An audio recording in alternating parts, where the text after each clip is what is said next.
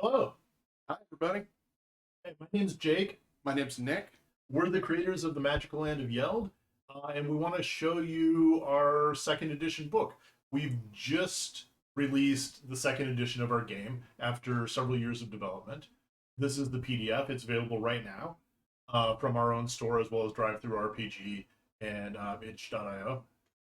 So please go out and buy it. And we wanted to give you a look at the PDF and talk about the game and some of the changes we brought to the new edition. Yeah, let's do it. Okay, so right here you have the cover. I wanted to draw something different for the cover this time. Last time the cover featured all these characters running across it. That was the first edition cover. This time they're all just standing. Yeah, I like this. It's great. It's like a portrait they're all in, except for the goblin in the left-hand corner on the bottom who's there to kill shit. Yeah, that But goblin. everybody else is there definitely for fun. And nobody cares about shit. Yeah, Nobody cares about the shepherd. All right, so when you open the book, you're going to find this introduction comic, which tells you about the setting. You play children from our world who discover a magical door to the land of Yeld. You get stuck there when the door closes, and you have to go on an adventure to collect 7 keys from the 7 deadly hunters of Yeld, and then confront Prince Dragul to get home. Yeah, this is always such like a great introduction. I feel like anytime somebody picks up the book for the first time and they get to comic, they know exactly what the game is about. Here's our title page featuring the 10 canonical characters from the game. And then, table of contents, some more comics, production. Yeah, we've got all this little bonus art where it's little characters like the crab wizard. He's great. I love all these little ones here. Our first section is about using dice. We have several different kinds of dice in the game. They're all just 6-sided dice, but we call them different things. Like your stats, like what in Dungeons and Dragons would be your strength and your constitution and stuff. We call those core dice, and that is strong, smart, tough. 4 kinds of core dice, and as a character, you're going to have between 1 and 4 of them. Yeah, and I think on this page we actually see like some of the first changes we made for second edition, which is adding in the terminology for borrowed dice, which is those same dice that you're getting, but you're getting them from your gear, right? All of the weapons and armor and other things that you've collected over time. And this is just another example of like the little tweaks we've made to sort of clean up the system, make it easier to understand. For example, if you're trying to defend against an attack, you're going to roll your tough dice, your core tough dice, but you're also going to borrow some armor dice from your armor. So you might roll like your 3 core tough dice plus and borrow your 2 armor dice, 5 dice.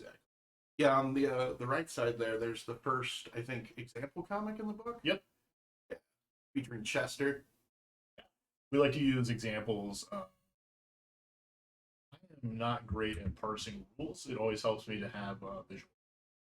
Yeah, I think it's great having both, right? You can read the entire section on one side, and then you can look over and get what is essentially like a summary of that in the comic. And having both of those, I think, really solidifies the idea. Yeah. Conflicts and rolling dice. That's instructions on how to use your dice to oppose them. Stuff. Here's our rules for creating characters. We call our characters friends. You're playing a child. You're playing a child between the age of 8 and 12, although they'll get older as the game goes. You start by choosing your age and your birthday, then you choose one of your friend types. And these are archetypes like rival, bully, princess, baby, big sister, know-it-all, brat, liar, and dog. After that, you get some core dice. You choose some special dice, which are like special skills that you have, like karate chop or climbing, or I know about grown-up stuff or stuff like that. And then you choose an item that you're going to bring with you from your home to Yelp, like a baseball bat or flashlight or something. We have some rules in case your character uses a wheelchair. And then a quick guide to the canonical friends. These are the characters you'll see in to let you know who they are. Yeah, this is a great little addition.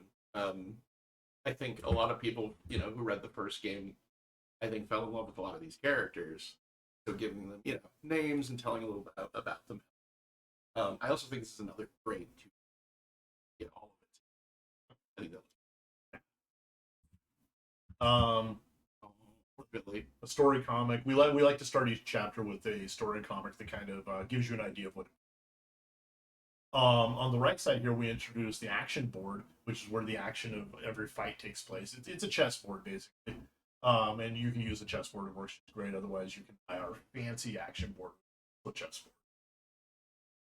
But it looks. So rules for using the action board, rules for starting a fight and taking turns. In Yeld, your turns are divided into actions and moves. So you can take an action and then you can move, or you can move and take an action, or you can move a little bit, take your action, and then continue your move. And how this works is at the start of a round, every friend and every monster on the action works action. You get to, if I take the first action, I get to choose somebody to go next. So I might choose one of my, and the round proceeds until everybody. And this page also starts explaining the rules for the option, where instead of normally you would have sort of initiative order in classic role-playing game. We use a simpler system where you are choosing the person to go after you. That person can always be interrupted by someone else, and that's a very important part of how Yeld combat. So, for example, I might take my action, and then I might say, Billy, you get to go next. And then Billy would maybe try to take that action, but there could also be a monster who says, excuse me, and then tries to interrupt Billy. Yeah. So Billy and that monster would have to roll against each other to see who actually gets to take that next turn. And there's a lot of strategy there. What do you want to interrupt? How do you want to build your turn structure? How do you want to control the round? It becomes a kind of a deep strategy. Rules for attacking and defending is very simple. To attack, you roll all of your strong dice, and you add any strong dice you borrowed from your weapon. You might also add some special dice in there. Trip special dice. Trip attack, you would add your trip dice. And then your target, usually a monster, but sometimes one of your friends will roll their tough dice plus any borrowed armor dice, and possibly they might have some special dice to add in there. And I think this is the first time we start talking about the different types of defeat, which we make more clear in the second edition. And we want to express that, when you're fighting a monster, killing them isn't always the solution. So there's multiple ways to win a fight. And that's highlighted here in this section where we talk about you could kill a monster, but you could also try and capture them or force them to surrender or make them retreat, or even cast a spell that makes them your friend. Yeah. And that's just options within the fight. Of course, before a fight even starts, you all have all kinds of other options, role-playing options, as well as other rules options to avoid that fight. So if you're not into fighting or you want to save violence as a last resort, that's always. But that doesn't mean we don't have a big section here for fighting. Rules for line of sight and leaving a fight. Magic rules. Magic works really easily, just like anything else. You're rolling to try to successfully cast a spell. So in this case, you're adding all your smart dice together, as well as any smart dice you might be borrowing from some of your equipment. Like, for example, staffs provide extra smart dice. To cast a spell, you have to hold a spell book or a scroll in your hand with that spell in it. So scroll in one hand, staff in the other. You roll to see if you can cast a spell, and then your target, usually a monster, rolls their smart dice to defend against them. I think this is a great page as well. This 2-page spread here.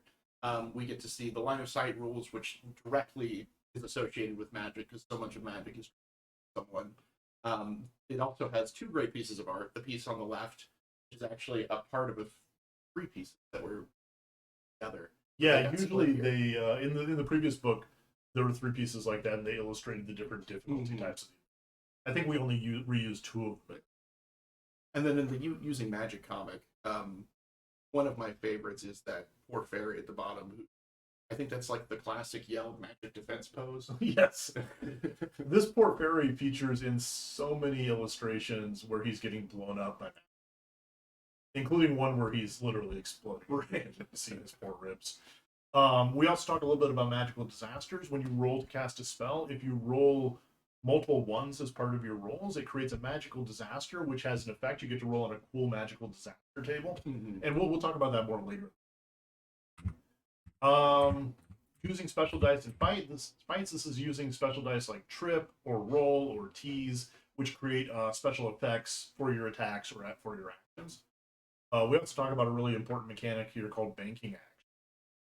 Yeah, banking actions is one of the ways that you can use your turn the most effectively when you wouldn't normally be able to do anything else. So a lot of the times you're in a situation where it's like there's monsters, you got to get to them, but you can't reach them in a turn, and maybe it's better to just hold off. So you bank your action and save it and perform it on a later.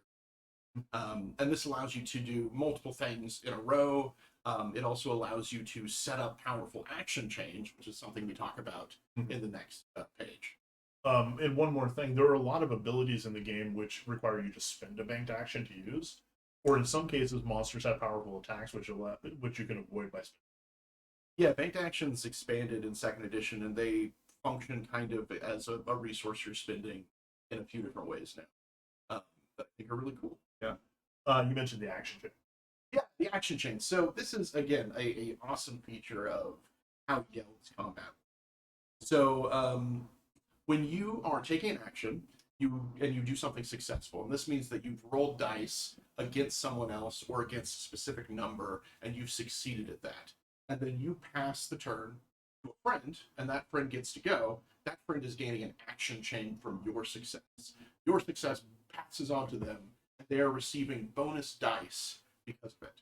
And then if they succeed and they pass that to another friend, that friend will get an even larger bonus. And then you continue on as far as you can until it either breaks or the turn ends. Yes. And it can break when a monster interrupts you. Yes. Yeah. That's the main way it breaks. That's the main way it breaks. You can also fail and cause it to break. Yes. But importantly, monsters will want to try and interrupt that. And friends will want to have to try and interrupt monsters because monsters can also build an action chain of their own. Here's a comic describing it. Choosing when to build an action chain is another really important part of strategy. Do you want to start the turn off and build your chain at the beginning of the turn, and then pass it over to monsters and let them complete the turn? That's a little dangerous because even though you can get some really big and powerful attacks and actions at the beginning of the turn, what it does mean is that monsters get to finish the round and build their own action. Yeah, so there's a lot of strategy involved in it, and there's a lot of different ways to go. Yeah. Sometimes you want to build an action chain, sometimes you don't. Sometimes you want to build a small one. Mm-hmm. And sometimes you try to build an action chain and you get shut down either because you fail or a monster. Now, sometimes when you fail to defend against an attack or a spell, you lose all your tough dice. Your friend loses all their tough dice and they die, which is really sad because they're a child. But the good news is that when your friend dies, they become a ghost. Yeah, and being a ghost is not all that bad. There's lots of ghost stuff to do. There's all kinds of ghost actions you can take during a fight. There's all types of things in the ghost world to explore and do. Just like Yeld, the ghost world is its whole adventure. But because you are a young hero, it's not really a big worry that you die, because as a hero, you can come back to life. So spend your time in the ghost world, have fun, don't worry too much about it, because there's always a chance to come. Yeah. The ghost world can be explored during fights, but also, and it's an extra layer in fights. But you can also explore it outside of fights. You can have entire adventures that take place, and then when you're ready to come back to life, you get to try to make a restore roll, or you can be healed by a friend. Or worst case scenario, you can go to an inn, and your friends can get a good night's rest, and when they wake up the next morning, you'll be there, restored to life. Also on this new page, we talk about memorials, which is another addition to second edition, and it is sort of an alternative to ends, where normally, sleeping at an inn, you would spend some coins and you can regain some lost coins. But with memorials, it's more focused on trying to get rid of restless dead, which is not a mechanic we've come across yet, but is an important one when dealing with monsters and fighting monsters. And a memorial will allow you to lower that restless dead by sort of staying the night at the memorial, paying your respects, and appeasing the dead that you have unfortunately caused. Another new feature is hazards. We had some of these hazards in the first game, but we codified them as like a category thing. So during fights or just during your adventures, you might encounter darkness, water, fire, or chills, and these can all be really dangerous things that can really hamper you during fights, or you can use as tools during fights. What I also like about these is we talk about combining them to create different effects. I thought that was very clever. I think you had mentioned something about combining darkness and smoke. Yeah. Was it darkness and chills to represent sort of just the eeriness of a dark cave, right? Right. Things like that. And I think these four really can be combined in several ways to make really interesting. One of the things I wanted to use soon is water and fire to represent lava. Oh yeah, that's perfect. Yeah. Yeah, I'm looking forward to that. Next time I run a game. All right, part 4 of the story guide. It's important. It was important at this point of the game that we introduced the world of Yeld to you, but also kind of outlined the adventure you're going to have through Yeld. Yeld has a structure. When you play it, you start out discovering the door to the magical land, and shortly after that, the door is going to close. It's going to lock you in Yeld, and you're going to meet a mentor, somebody who knows what's up, somebody who can tell you that, hey, there's this evil vampire prince, and he has these 7 keys that he gave to his lieutenants, who are these scary hunters of Yeld. And just like a Legend of Zelda game, you have to go off to where these hunters are and their hidden temple, challenge them, and to get their keys. And once you have all 7 keys, you can come back to them. Yeah, this section basically lays out these important story beats that you're going to hit as you move through your game. And of course, this isn't meant to just be like how the game is meant to be played. There's nothing else there is so much room within this sort of structure that we've created for you to do countless adventures in whatever sort of directions. But we use this structure, and we think it's important because we use it and design rules. Yes. So the rules of the game really support playing the structure that. Yeah, I like to compare it to Breath of the Wild, which is something we played shortly after our first edition came. But our game is very inspired by Zelda, so it's something that's always been on my mind. Where when you start Breath of the Wild, you're on a plateau, and then you leave the plateau, and you have this mission. You have this mission to find the 4 guardian beasts, and then lock them down, unlock their thing, whatever you do there, and then eventually go challenge Ganon.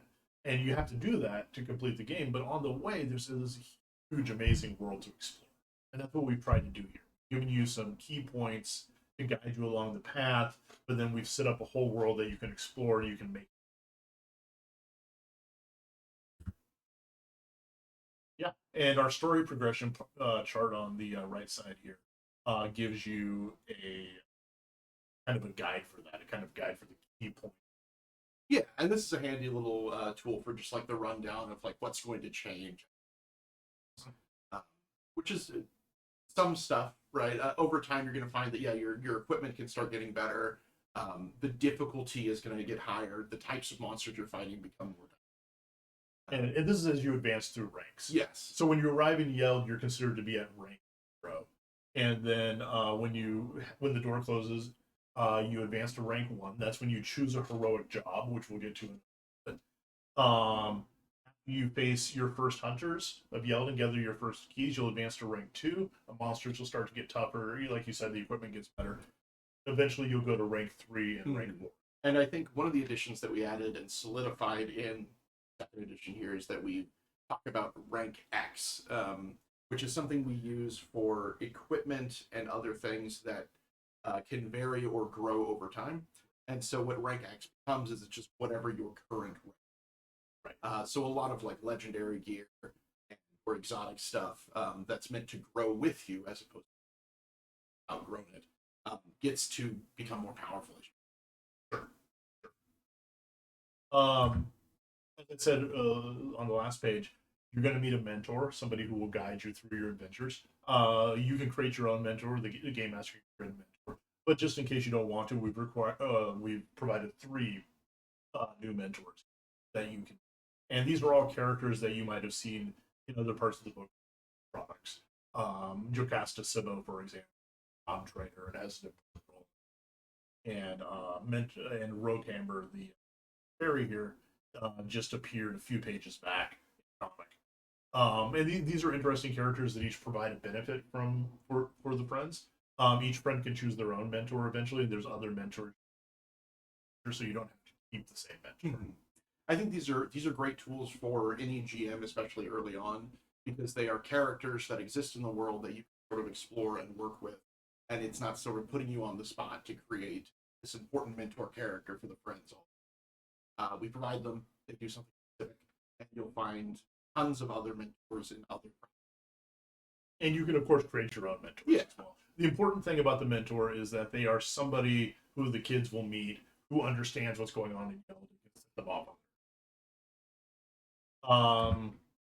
So part 5 is the Magical Land of Yeld. This is our world guide. It's important at this point that we introduce you to the world itself and start explaining what Yeld is all about as a place. This is not things that the kids will know when they come to Yeld, but as a game master, it's important that you know these things so you can lay out your event. Yeah, this is a much more expanded section than it was in the first book. Mm-hmm. Originally, we wanted to be a little more vague so people could just sort of slap on whatever world they wanted to Yeld. But over time, we have developed so much more of what Yeld is and what's happening there, and all this lore and history, and so it's important to share all that to have this sort of foundation that everybody can work. Yeah, and people keep asking. They keep saying, "What's up with this? What's up with that? What is the Arsenal of Winter? What is the Serpent God? Tell us about the Leviathan Queen. It's about more about goblins." So we answer all those questions. Yeah. So we give you a brief history of Yeld and a timeline. We talk about the king's people and their kingdom, the Oathbreaker Rebellion, the princess who led that rebellion, Yeld's free cities. Most of Yeld, as we think of it, is ruled by the vampire prince Dragul, and you are subjects of his kingdom. There are cities outside of Yeld. Well, we talk about lost children and magical doors. You are not the first children who have discovered Yeld and come here. And unfortunately, you'll find out most of those children didn't get to go home. Most of those children met with pretty grim fates. This is also where we talk about how, as children, when you come to Yeld, when you turn 13, Yeld starts to corrupt you and change you, and you become monsters. Well, I think in this section we also express how becoming a monster is just something that happens to. Yes. It's not just the kids, but it happens to the king's people who live there, and to others as well. Yeah, there's lots of people. You can see this in the art throughout the book. There's lots of people with like strange mutations, animal heads, stuff like that. And just because you have an animal head doesn't mean you're not living a normal life. But also maybe sometimes you have an animal head and they decide to run off into the. Yeah, it works differently for different. We talk about the Royal Academy, which is Yeld's giant magical university. The Serpent God, which is an ancient god that used to be worshipped in Yeld, but is kind of forgotten. The Ghost World, which we talked about before. The Plague of Undeath, which is zombies, which were unheard of in Yeld until Prince Dragul arrived, and they are connected to Prince Dragul vampirism. Yeah. I also like this piece of art because I think it's like a Jake self-portrait. It's not. I think it looks like your dad. When he was Oh, younger. sure, Yeah. I can see that. Can you see it? Yeah. Old Witches. I love this piece of art too. So this is This is funny because that's not a picture of a witch. no. I think this is more of like a. It's definitely meant to be a black mage. Yeah, but that's still completely appropriate because witch hunters fought them too. Yeah. So old witches are like these horrible weapons of mass destruction. They're like living weapons of mass destruction that have seeped out of this secret arsenal that exists in the heart of Yeld, and they caused all kinds of chaos for millennia before they were wiped out by the king's people. And so witches and witch hunters have long histories. We talk a lot about witches. Even though witches aren't around in the modern version of Yeld, they serve a really important part. So we talk about the people of Yeld. Here's the king's people, and here's another picture of Jocasta, looking a little less buff than she did before. Fairies. Fairies are these enormous furry creatures who are natives to Yeld. They're called fairies because when the king's people first came to Yeld, they drove the fairies out of Yeld into this place called the Fairylands. Fairies were not called before that, and these people they killed the fairies who lived there and took their land and took their name. And now, thousands of years later, they've returned to Yeld, to the kingdom, and now they live here again. And they live. The war is over. They live alongside the king's people now. We make them sound very violent and savage, but actually, fairies are just like anybody else. Some of them. Yeah, and I think often what it is that because they are presented as the normal soldiers of Dragul's army, they are something that the heroes will encounter a lot, especially if they're trying to stop Dragul. Yeah, you end up fighting a lot of fairies, which is scary because they're like giant Totoros. They're 7 feet tall and they weigh like 800 pounds. Yeah, and their fur and hide is thick enough to that they're bulletproof. So they're very scary to fight. They're also all guys. Fairies lay eggs. They are they have a single gender. They all identify. They mostly identify as male. They don't actually have a word for men or women in their own language. But when they met the King's people and started speaking the King's people language, they were like, "Oh, we're all guys." But every now and then you get a fairy who identifies as the animal tribes. There are thousands of animal tribes in Yeld. All animals in Yeld are capable of speech. Well, most animals. Most. Not, which does not mean they all speak. Some animals, live far from anybody else and have no interest in speaking. But a lot of animals live side by side with the king's people and the fairies in their towns and villages, and run businesses, hold elected offices, stuff like that. We have mermaids. Mermaids are a relatively recent arrival in Yeld. They were part of an invading force of a entity known as the Deep, which controls Yeld's oceans. It created mermaids to be its shock troopers and colonizers and sent them into Yeld, specifically in its war against Prince Dragul. And over the years, a lot of mermaids have stayed and they've become people of Yeld. Yeah, here we have mermaids with their classic form, but all mermaids have mermaids, which allows them to switch out their tail for a pair of legs. Yeah, and you'll see a lot of art later in the book with mermaids who just have legs. A lot of mermaids live on land. Mermaids are all women, except of course you trans mermaids as well. And they especially live along Yeld's shores. Yeah, coastlines, rivers, things like that. Right, staying close to water. Goblins. Goblins are great. So goblins are a weird alien race that has been coming to Yeld forever. Usually on strange flying machines or other weird devices. And they mainly mind their own business. They seem to be there doing something, but they're not really concerned with the kingdom or many of the people who live there. But at the same time, there are now a few generations of goblins who have grown up in Yeld, so they think of Yeld as their home, and have started to mix with the rest of Yeld and the kingdom. So we get to do some really fun stuff with them. They throw carnivals. They have like a sort of their secret empire to themselves, which is they refer to as the Knive. Yeah, there's 5 of them. Yeah, there are 5 knives, which are these enormous secret trading cities that all goblins have a connection to, and nobody's allowed inside knives, so nobody's really sure what's going on there. One of the neat things about goblins is they can't breathe Yeld's atmosphere, so they all wear these masks, so nobody actually really knows what they look like. Yeah, they're very secretive. Yeah. Here we have the Toothfacers. I love both these pictures. Yeah, you get a really a variety of what a toothfacer can. Yeah, so a toothfacer is a person, yeah, who is like a bag full of bugs and teeth and they're magical. They are enchanted. They are created usually by other toothfacers, and they can take a lot of different forms. Usually, they take a humanoid form, but as we can see in this picture, not all of them do. Mm-hmm. And they are very weird people. There's a lot of stories in Yeld about how like a toothpaster will steal your teeth in the night, or the toothpaster will come and eat your family, and that does sometimes happen. But most toothpasters are normal people. They live in towns. They do normal people things. But they are bags full of bugs. A classic example of the types of monsters in Yeld that just because they look scary and they are scary, not mean that they are evil. Yeah, we always want to present, like, anytime we have monsters, especially like the people of Yeld, because there's some outright monsters that are just like, big slobbering things in the woods that don't have any thoughts. That just, but when we're talking about people like toothfacers or goblins or fairies, we always want to say, listen, they're just people. And there's some good ones and there's some bad ones and there's really, really, really bad ones. And the same goes for vampires.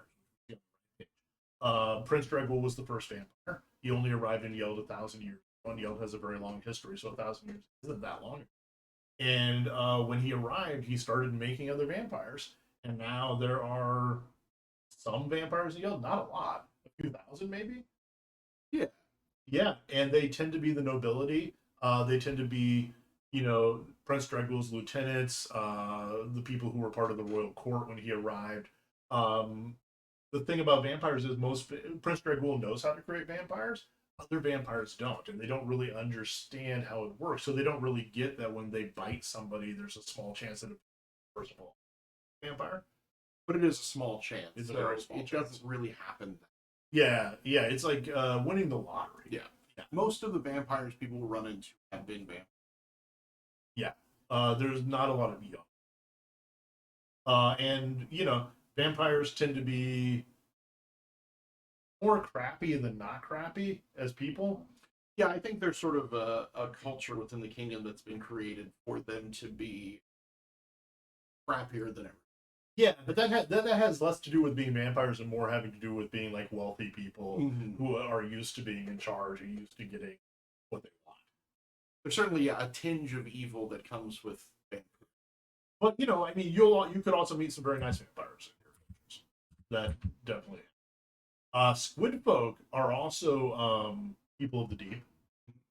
They existed before mermaids. They were sent by the deep to Yeld to kind of blend in and scout out and learn about Yeld society. But they have squids for heads and they really stick out. Yeah, I think the idea was that they were supposed to be sort of these secret interceptors, but or infiltrators. But I think everybody sort of figured it out pretty quickly. Right. And what I always think is funny is I love this specific image of this squid folk here because he seems so competent and so cool, but we really give them a sad sort of backstory of just, nobody really likes them. They kind of suck at their job. Yeah. But that's okay because when the War with the Deep ended, they just sort of moved into Yeld. Yeah. And everybody's like, okay, I guess we have squid folk now. Yeah. And, like mermaids, they live on the coast. They're part of Yeld society. They're not really as well liked as mermaids, mostly because mermaids are designed to be well liked. They're designed to be attractive and to fit in with Yeld society, and squid folks have squids for heads. But they're people. They're nice people. Yep. Sometimes they're nice. We also have pirates who are kind of nominally deep folk. Right, yeah, they're sort of deep folk adjacent. Their origins are sort of surrounded in what happened with the deep in the war with Dragul. And I think they were created by goblins. Yeah. And their math magic. Yeah, they their origin comes from a goblin math spell which called Pi. Which was used in naval warfare. So you cast a spell on an enemy ship, and it turns all the rats on the ship into these pirates, which are like 4 foot tall, crazy rat people who just go nuts and take over the ship. Yeah, they're violent and they're cunning, and they were way too good at their job. Yeah, and ended up stealing everybody's ships. Yeah, so now Yeld's coasts are just infested with pirates, and they mostly live as pirates. And they really like it, and that's their whole thing. Yep. And of course we have Prince Dreadwolf himself, which he's the bad guy in our setting. He has been the ruler of Yeld for 1,000 years. He is the evil monarch that the princess fought her rebellion against 1,000 years. He is the person who is responsible for the doors that bring. He is the central antagonist of the story. Every time you go and you fight one of his hunters of Yeld, the boss monster game, you're doing so because you're trying to get to him. And it all culminates in the end, the big showdown against Fire Prince. And he has his own motives. He's up to stuff. He's not necessarily hostile to. No. Yeah, he has goals. He has a whole purpose for what he's doing, and yeah, he won't be hostile as long as you cooperate. Yeah. And in fact, you might have other chances to meet him during your. He's wandering around Yeld. Speaking of Yeld, we talk about the lands beyond Yeld. Yeld as a setting is both a world, but it's also, when we talk about Yeld, we usually talk about the kingdom of Yeld, which is a smaller place. Yeah, it's the idea of, there's what is referred to as America, but then we live in the continent, which also encompasses entirely other place. Right. So Yeld is a kingdom, but also the name of the, I don't want to call it a planet. No, it's not a planet. Realm, place. It's called a place. Yeah. Yeah. So beyond Yeld, your characters might travel to the Fairylands, where the Empire of the Leviathan Queen, where you might find the remains of the Leviathan Knights because of all the dead. You might go to the lost city of Lo Tibeth, which is one of the first places that people settled. You might also travel to the Shadow World or discover the Arsenal of Winter. And these are all very interesting places that you. Part 6, world mechanics. So, yeah, now that we've sort of moved out of sort of the fluff of the world, we are introducing some of the mechanics that are important to the game. This includes stuff like the calendar, and this will cover your birthdays, because everybody gets older in Yeld. And the kids especially, this is important, because when they turn 13 in Yeld, they will become a monster. So we talk about that under the Sweet 13 section. Yeah. So as you're traveling through Yeld, as you're doing your days are ticking down. So you're getting closer and closer to that birthday. And Yeld has a 100-day calendar, so it can go by very fast. Yeah, especially since Yeld also uses a map. And as you travel across the map, traveling from different map squares to map squares takes several days. Mm-hmm. So if you're on a long trip, all of a sudden, 10 days, 12 days, 16 days. Yeah. And I really like this section. It does a few things. One, it has this awesome piece of art of coastline with these massive fairy warden stones that are over from however long ago. It's a great picture. And we also move into the Wonders of Yeld section, which is something we brought over from Quest, which was the standalone product for one player and one GM. Yes. And this whole section just goes into detail of just here's all kinds of things that you can just run into during your adventures or come across at any time. And I think this is a great tool for any GM to just flesh out your adventure and or as a a small reprieve from what you're doing or a catalyst to start what's going to happen. Yeah. There is a huge list of options here, and each one is interesting and yeah. For example, you might discover an Oathbreaker where the friends are traveling along and you discover soldiers and a vampire lieutenant have captured an Oathbreaker and going to execute them. And if you participate in that, if you try to stop it, or if you go and watch it, you might get some reports. Other things are simpler, mummy tunnels, snowstorms, mysterious island fortress.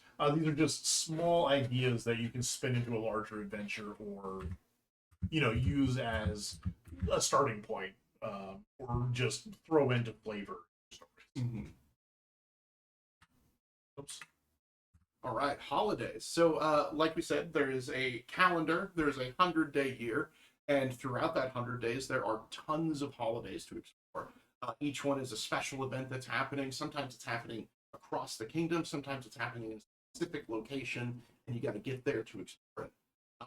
Each of the seasons, because that's how we break down the calendar, there are 4 seasons, has, I think, at least 3 holidays that you can explore. So there's always just something to do if you're not specifically just hunting down keys and trying to get.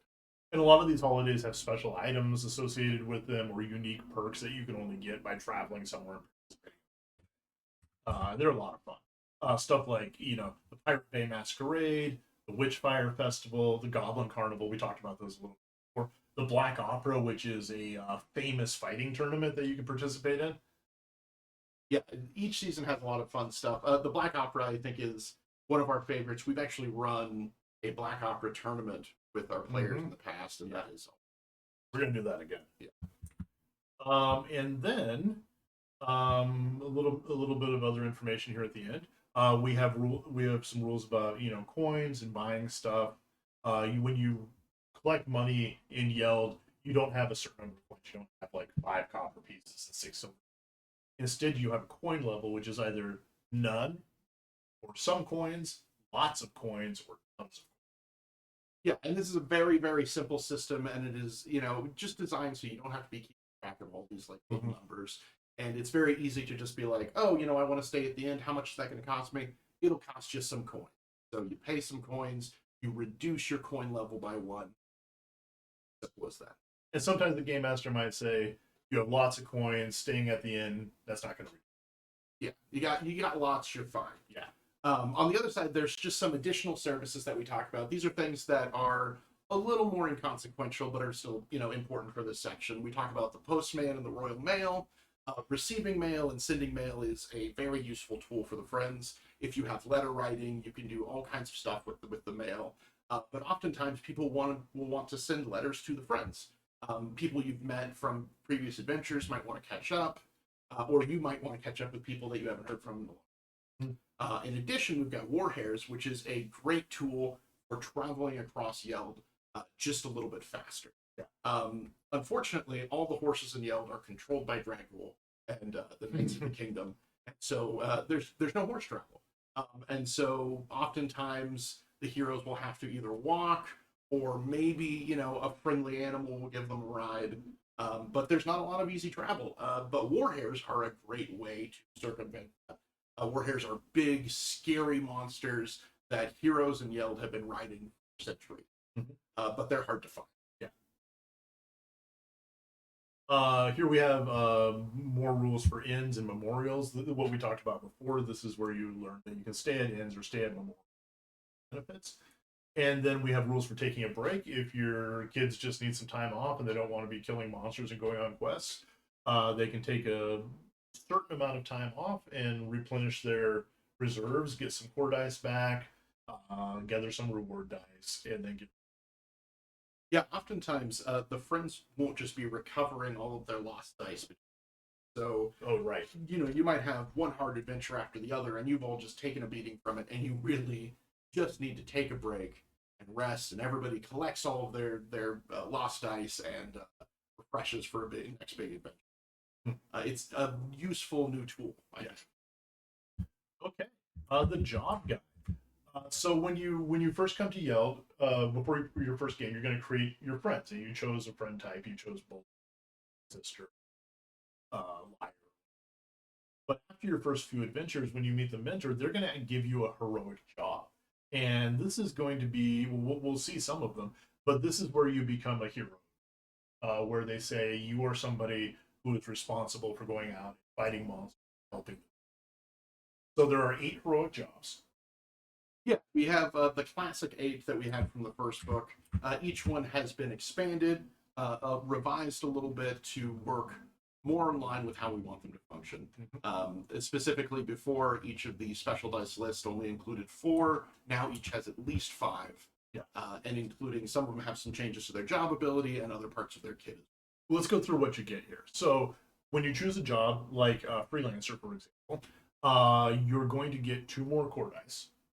In this case, you get a brave die and a smart die. You also get a list of weapons that you can use, and this anybody can use any weapon, but you can only borrow dice from weapon. I'm not saying. Can you say it for me? Yeah. So you can use any weapon in the game. That's not a problem. But if you would like to borrow the dice that weapon provides, specifically core dice that provide strong dice, smart dice, things like that, you need to have it on your job's weapon list. Example here: the freelancer can use almost every type of weapon in the game. They're sort of a jack of all trades. It's what they do. But most jobs are limited usually to 2 weapons. Yeah, for example, the Oathbreaker here can only use clubs and axes. Yes, and that is enough variety for them because they are designed to beat people up. And those 2 weapons are the best weapons for that. Now, this doesn't mean that the Oathbreaker can't pick up a bow and use it. It just means she can't borrow any of the bow's strong or brave dice. Yeah, the Oathbreaker is free to make a ranged attack with a bow. It's just not as beneficial to them as it would be making a shepherd who specialize. So not only do you gain a list of weapons you can, you also gain 2 special dice. Mhm. The Oathbreaker gets a charge die and a break, and you get a kit which it has like your weapon and shield. More importantly, you get a job. Each job has one. For the shepherd, for example, their job ability is to summon their flock, which is a flock of sheep that they control that works with them. Yeah. Some jobs have more than one job. Um, For example, the Soul Thief has a few. yeah. The Soul Thief has a job ability that allows them to bank actions when they reduce a monster to 0 tough dice, means they kill it. And in addition to that, when they spend banked actions, they can get extra benefits out. So, actually, one of the things I want to mention, which I love in every single one of these, is that the 2-page layout for these. Right, I really like these. I like that each of these jobs seen in one setting. Mm-hmm. I think, yeah, these are cool. Yeah. Yeah. Go ahead and take these 2 pages and print them out and have them in front of you when you. Yeah, it has everything you need. Right. Yeah. Plus, so as you mentioned before, each job also has a list of special dice that is unique to this job that players can buy as they play. So if you start out as a white mage, you can purchase Holy Warrior, Last Chance, Spell Store, Patience, or Task Magic. Yeah, and these are all things that are great specifically for the white mage. They help the white mage do the thing it's supposed to be at. But you get to keep these dice no matter what job you would change to. Yeah, because you can switch jobs. Here's Witch and here's Witch Hunter. But if you visit the job trainer, and we mentioned the job trainer earlier, that's Jocasta again. For a small cost, you can switch to a different job. So if you started as white, you might want to go to Witch Hunter or Black Mage or Freelancer. Yeah, we suggest that as a group of friends that you don't double up on jobs, right? That each of you takes a unique job, and that allows a real variety in your group. But at any time, you can all switch, right? We don't want you to feel like you're stuck in a job. You should be able to trade out whenever you want with each other and start expanding all the neat stuff you can. Yeah, and one of the neat things is you can, like we said, you can start as one job and take special dice from there, and then you can move into another job where those unique special dice from your first job from White Mage might be useful in different ways as Soul Thief. Exactly. Or you could go into Soul Thief and grab 1 or 2 dice there, and then jump over to Witch and have this cool combination. So there's a lot of specialization. There's a lot of customization. You can really build craft with your friends. Or you can stick with one job if you want to, because there's benefits for that too. Yeah, we think it's important that you get to do the thing that you think is fun. And if you don't, if you chose Black Mage and you don't think Black Mage is fun, then just leave. Yeah. Right? You can just leave that job and choose a new thing. And never come back to it. Just get exactly what you want. Yeah. But if you want to stick around with your job, there's a benefit to that. For example, we have the Mastery Quest. Yeah, the Mastery Quest is a series of quest prompts for adventures that friends can take on, and they are for a specific job to become a master of that job. So if a friend decides, I want to be a freelancer, I'm never going to change to anything else unless I'm forced to, I want to take the freelancer mastery. And so what that involves is you going in and you completing the union trials, which is a special type of quest. We give a quest prompt for it. And once that adventure is complete, the freelancer can spend either good dice or evil dice to gain a special new bit. Yeah. And in this case, if they spend good dice, they get the merchant's license special die, which is really cool. And if they spend evil dice, they get the bounty hunter special.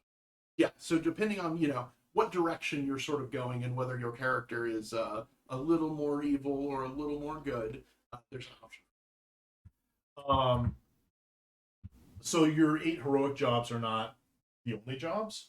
We also have something called advanced jobs. Advanced jobs are jobs that you can unlock by doing special quests, and they are a little more specialized. I wouldn't say they're necessarily more powerful, but they're more powerful in very specific ways. Yes, where the other jobs are sort of, I wouldn't call them universal, but there's a lot more wiggle room within the heroic jobs. They have a lot more variety in what they do.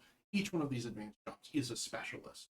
You usually take one of these because there is a particular thing that you and the friends need, and this job can For example, the Drudge Angel is a spellcaster that uses both black and white magic, and she specializes in stepping between the world of the living and the dead, bringing people back to life or pushing them into the dead. She is like a Valkyrie. She is a warrior who deals with death. Yeah, I like to think of the Drudge Angel as the perfect advanced job if your group dies.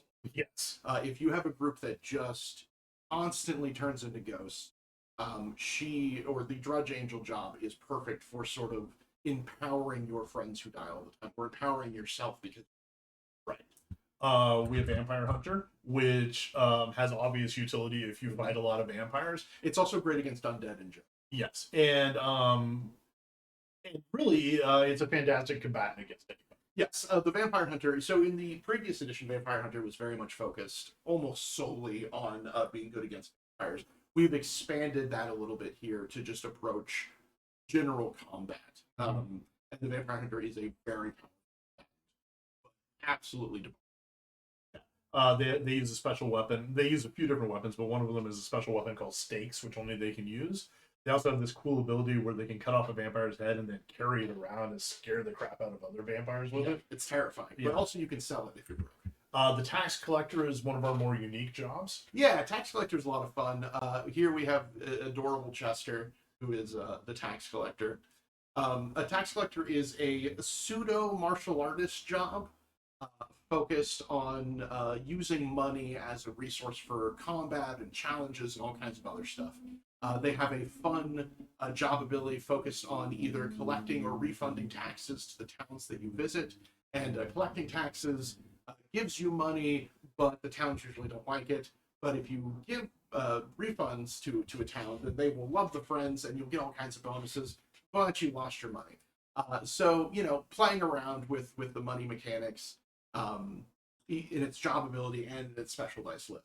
I love that they have kind of a spaghetti western kind of theme to them as well. Yeah, not just in the that they're traveling from town to town and doing good, but also they have two special dice. One is called a fistful of coins, and the other one is called for a few coins more. Yeah, I feel like a fistful of coins is what I had come up with first, and then I had no choice. Yeah, to read the second one, right? Yeah, the tax collector is a lot of fun. It is kind of a asymmetrical. Yeah, it's weird in the way that, like, usually when we build one of these advanced jobs, it's very purposeful in what it's designed to do. Or it's to combat something that can be particularly difficult. This is just a fun job. Yeah. It's just silly and fun. And it lets you use money in interesting ways. Yes. The Boulder Knight is our big knight in Shining. Yeah, this is our big, tanky, unkillable, right? Yeah. If you need a character who can survive almost anything and can protect the other friends, the Boulder Knight. Specifically, the Boulder Knight's ability allows them to basically intervene right before a friend could be and take the hit. They have a whole focus on wearing the heaviest armor they can. They have special dice that allow them to use their heavy armor in different ways besides just defending. It's a very cool job. They're also one of the jobs they get to use pole arms, Drudge Angels, Boulder Knights, a few others. It's a really cool weapon type. The Junk Hound is our technologically advanced job. And this is the largest, I think, job spread of all. It's 4 whole pages. Yeah, you get 4 pages here. Everything the Junk Hound does, because the Junk Hound does so many interesting and bespoke things. He has a whole series of modifications that he uses on his modding wrench, which is a special type of weapon exclusive to the Junk Hound. In addition to that, the Junk Hound can create contraptions that it places on the battlefield. One of those has a unique mechanic. Like the vending machine, for example, which your friends and monsters can use to generate food during a fight. Yeah, they have an awesome list of special dice that allow them to do all kinds of stuff.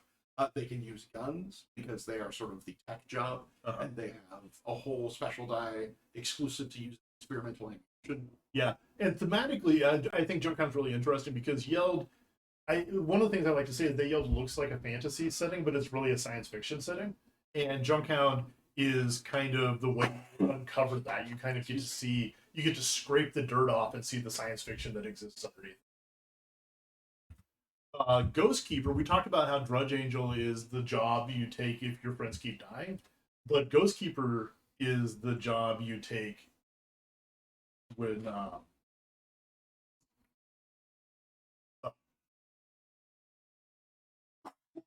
excuse me. Sorry. Yeah, excuse you. Nick was trying to motion to me that he was going to cough, and I had no idea what he was trying to say. It's stuck in my throat. So what I was saying is, Ghost Keeper is the job you take if you want to play around in the ghost world, and especially if you're facing a lot of ghosts. But if you also want to take advantage of hanging out in the ghost world and doing cool stuff. Yeah, Ghost Keeper's fun. I think if the Drudge Angel's purpose is to help friends who die a lot, the Ghost Keeper's purpose is to help friends who. Yeah. The Ghost Keeper handles all those ghosts you create by choosing to reduce money, negotiating with them or some other. And what the Ghost Keeper does is it captures ghosts in jars, and then it uses those captured ghosts to empower spells or do other effects, or sometimes it just throws them like grenades and unleashes ghosts on you. Yeah, the Ghost Keeper has its own list of really cool and unique spells that affect the ghost world and affect ghosts, or help ghosts affect people in the living. Yeah. The Ghost Keeper is also really great at calming down ghosts. So if you have a bunch of ghosts who are angry, it's good to have a Ghost Keeper. The Red Mage is a very classic job. It's our counterpoint to the White Mage. Yeah, Red Mage came from Patreon. It was originally from there. It was actually part of two jobs together, Red Mage and the Warrant Mage. Both are similar jobs with a similar job ability, focused on using red magic, which is a little different than black or white. They have more of a hybrid focus on both combat and spellcasting, which is more unique than the black, or more primarily spellcasting. Yeah, each one has a unique thing. So Red Mage and Warrant Mage have the same job ability, allowing them to use red magic, but each also has its own unique job ability. For example, the Red Mage has Shield Rune, which allows them to hold a shield and spell book in the same hand. Super cool. They also have a similar special die list, but there's some differences here. For example, on the Red Mage special dice list, you'll find Totemic Focus, which allows them to benefit from the totems they can summon, and Potent Red Shield, which allows them to turn their red magic protection special dice into mage-proof dice, which are much more. Mm-hmm. Warrant Mage is where Red Mage is more heroic, and is kind of like a hero of the people of Yeld. Warrant Mage is a cop. Yeah, the Warrant Mage is a little more of a scarier job. So the kingdom uses Warrant Mages to hunt down criminals and quote unquote bring them to justice. But the kingdom's justice system is incredibly corrupt, and that includes the Warrant Mages who work. Yeah. So players who take on this job are usually interested in that corruption or interested in trying to stop it. Yeah. And so that's sort of a cornerstone of that job.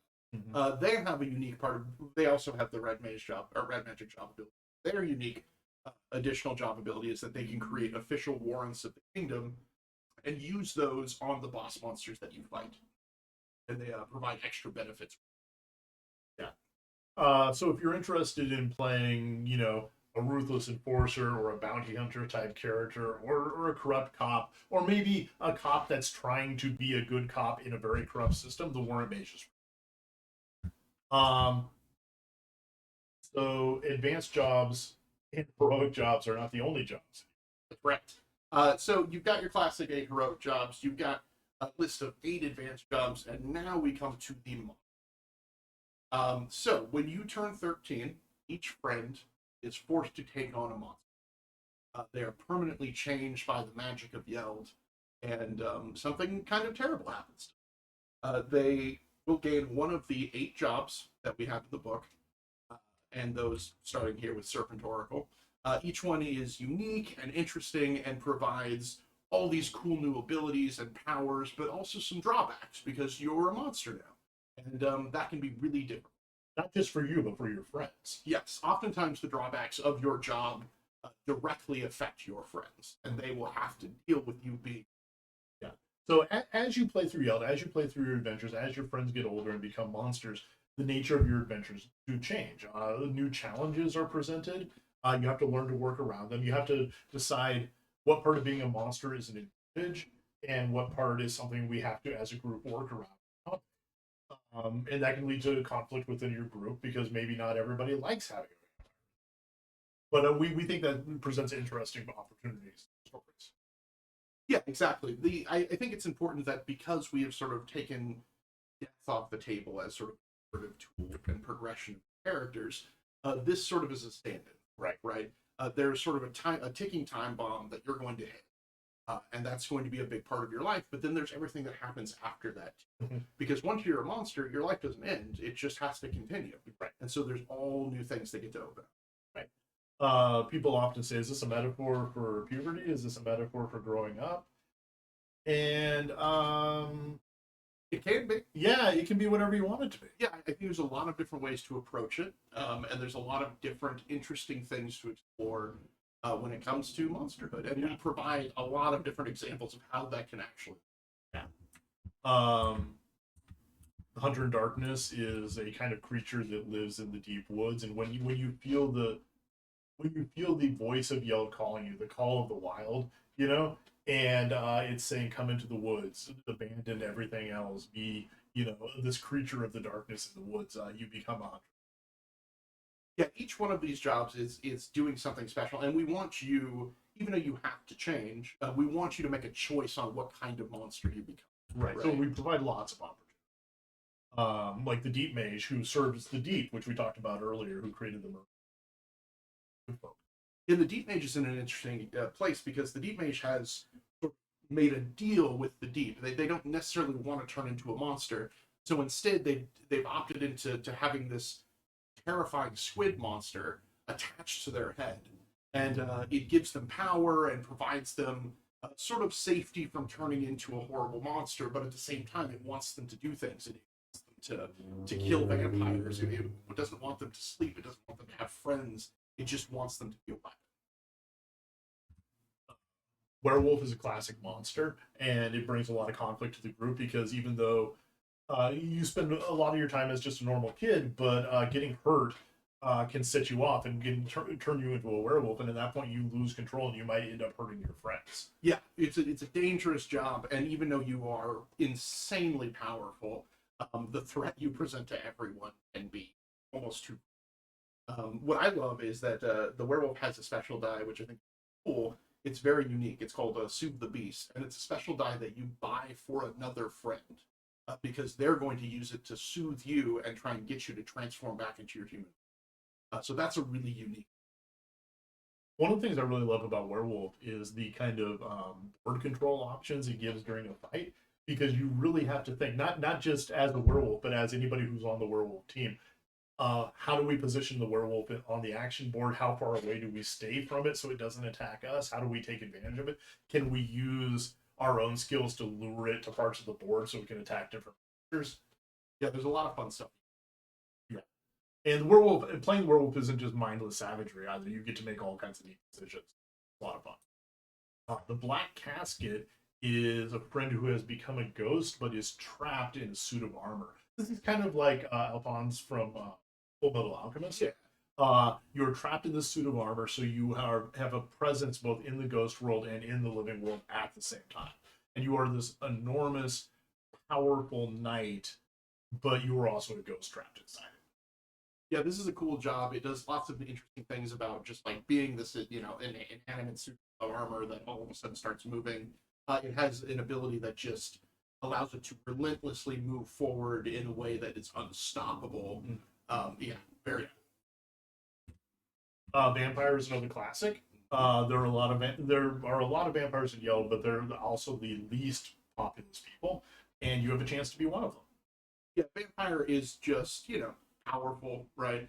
Vampire gets almost, I think, more core dice than every other job. Yeah, vampires are very powerful. They're very strong, very tough, very brave. They heal from almost anything. They're fantastically good in combat, but you got to drink blood. You got to drink blood. That is a downside for sure. And there are several different ways that you can do that mechanically, and usually they come at the cost of someone else. Yeah. Unlike other friends, they can't make restore rolls to gain core dice, and healing magic hurts them. Yeah, so as a vampire, you're very powerful, but if you start to get hurt, you really got to feed, otherwise you're not going to recover. Root Warden is our last monster job. Yeah, Root Warden is also a job that popped up in Patreon and then made it into second edition. Root Wardens are sort of sacred protectors that have chosen to take on this monstrous form because their job is to deal with the root gods that have infested you. And root gods are a dangerous type of monster that feed on people who will eat their roots and then slowly turn into a root god themselves. This is a monster job that is really more of a choice than the others, and it comes with a price. You have to do your job, which is to ward against these creatures. And if you do not maintain your job, then you're stripped of this. Yeah, it's actually the only monster job you can. Yes, you will be forced to take a different one because you are no longer worthy of being a. And there's lots of cool stuff root wardens can do. They have roots that grow out of them, and the roots are a resource that you can use to power ability. Yeah, they can make you stronger, they make you tougher, but they also end up taking all the slots that normally you armor and close it. Yeah. So sides and downs. So those are our monster jobs. Moving on, special dice, which we've talked about a little before, are like skills or special abilities that the friends have. Sometimes they're really mundane things, like bite, like the dog can bite, or break, which is like breaking, or disarm, which is like disarming, weapons. But sometimes they're more complicated things. What we have here is a list of normal special dice that any friend or monster can. Yeah, this is a dozens of special dice that cover the basics of most of the stuff you need. Right? You want to be good at climbing. If you want to be, fireproof. If you want to know how to fish, this is where you're going to find stuff like. Right, and some of these are specifically meant for combat, like Fight Dirty.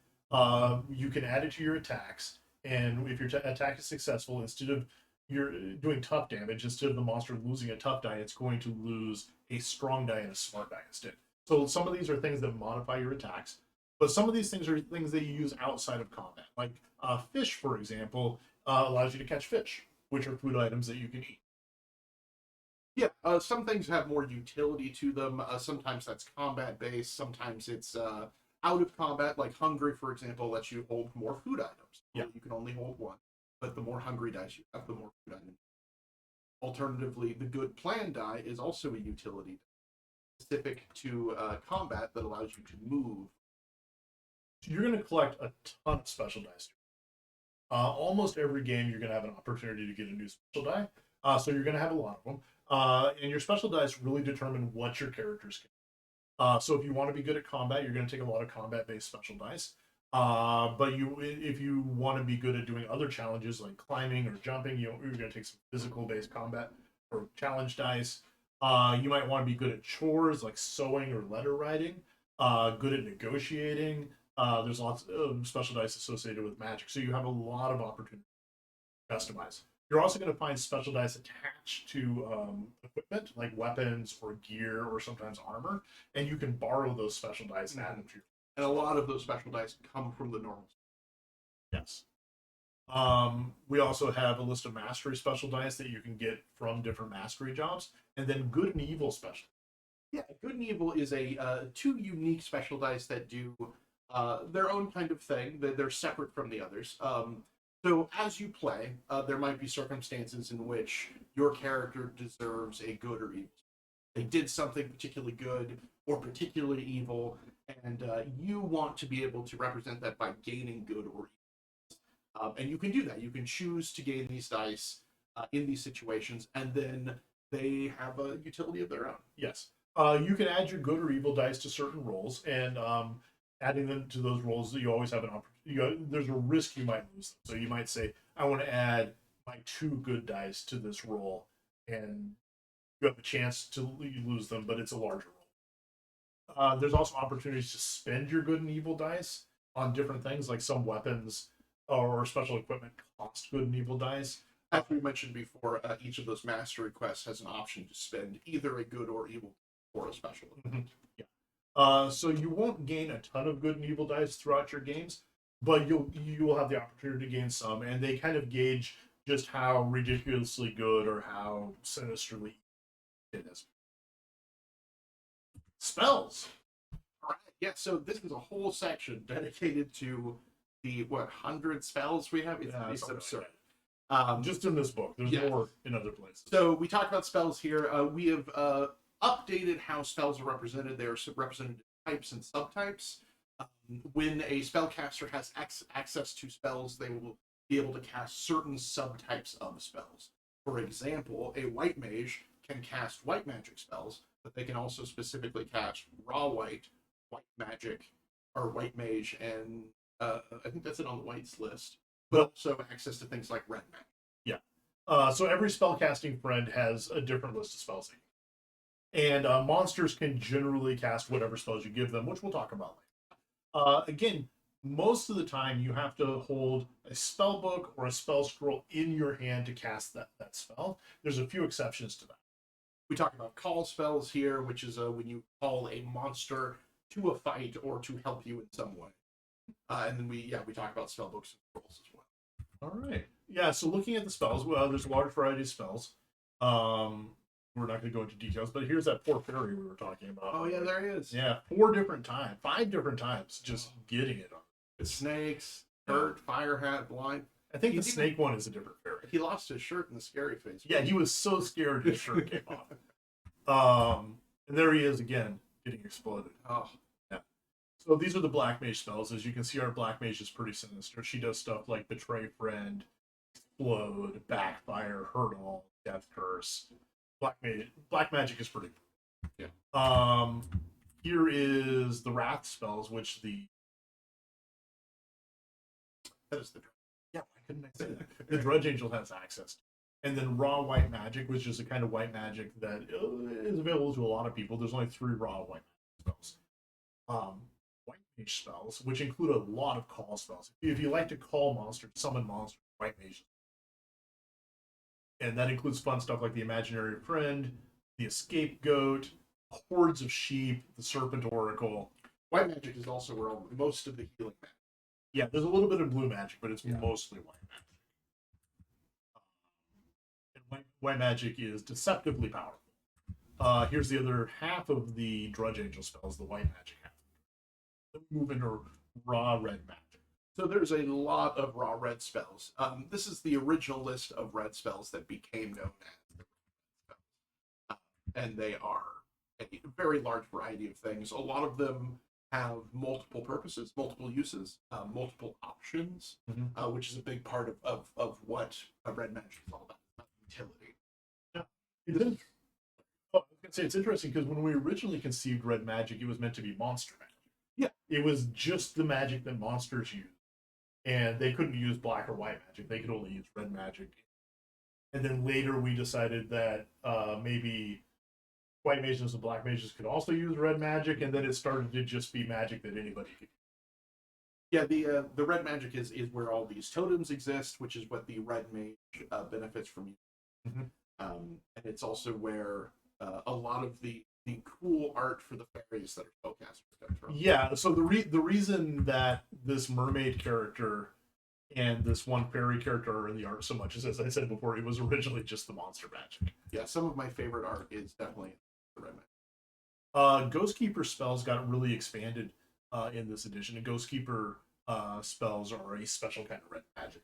And Ghostkeepers have this cool thing where they can either cast a spell as normal, or they can just spend one of their ghosts in a jar to cast it.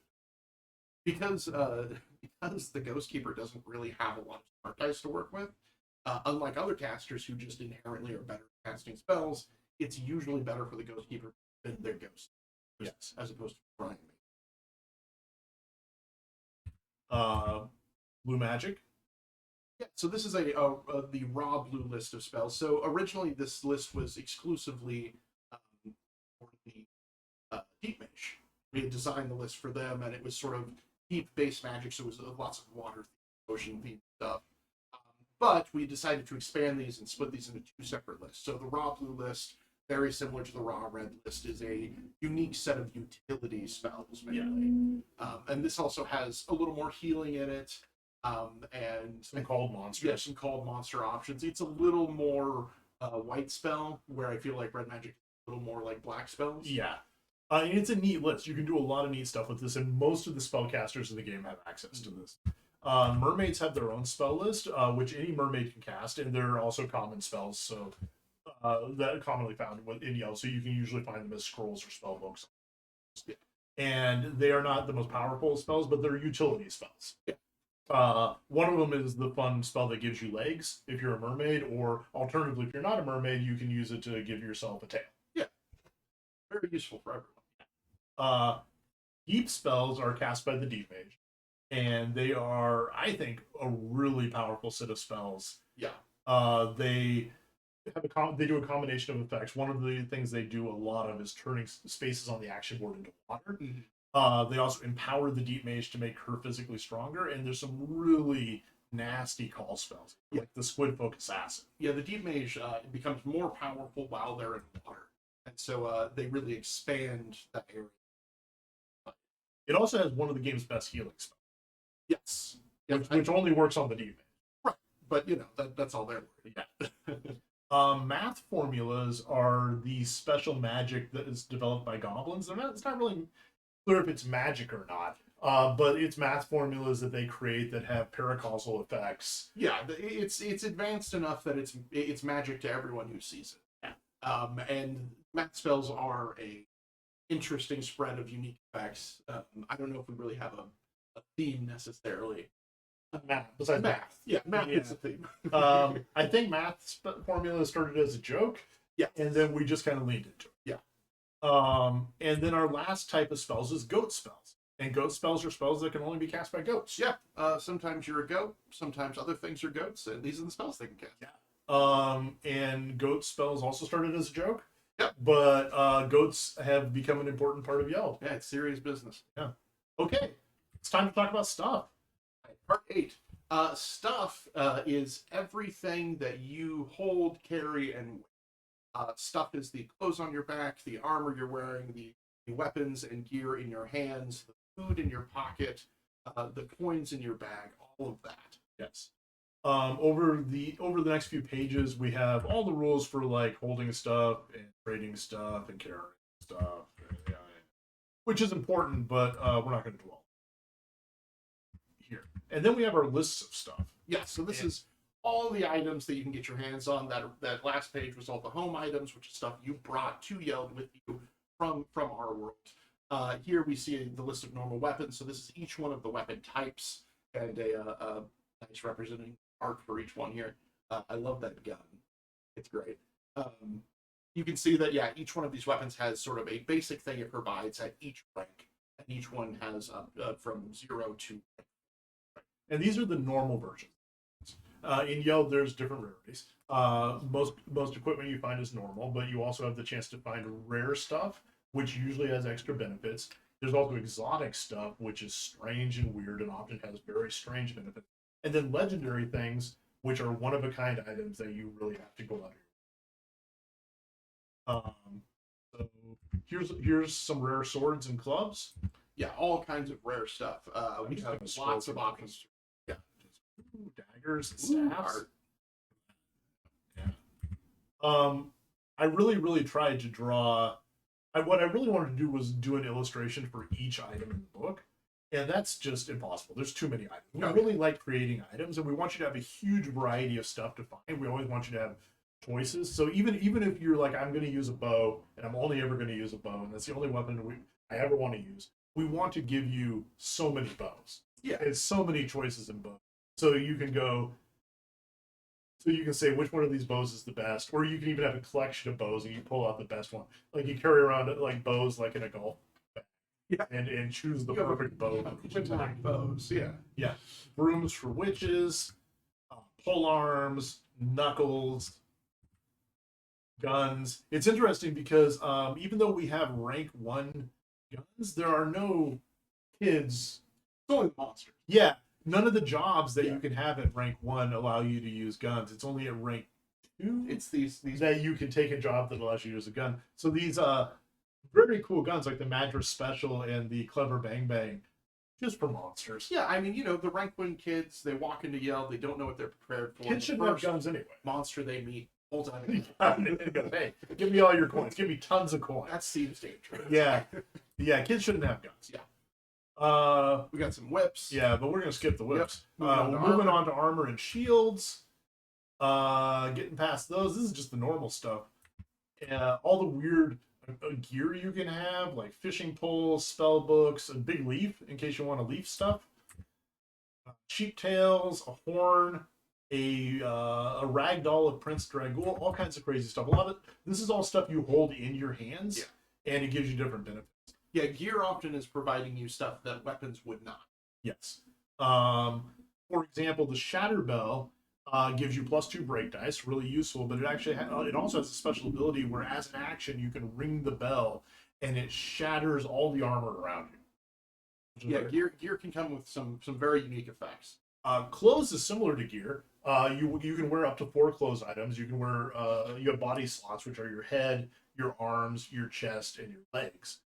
And clothes can go in each one of those items. And clothes, like gear, provide you with different benefits, but only during a certain season.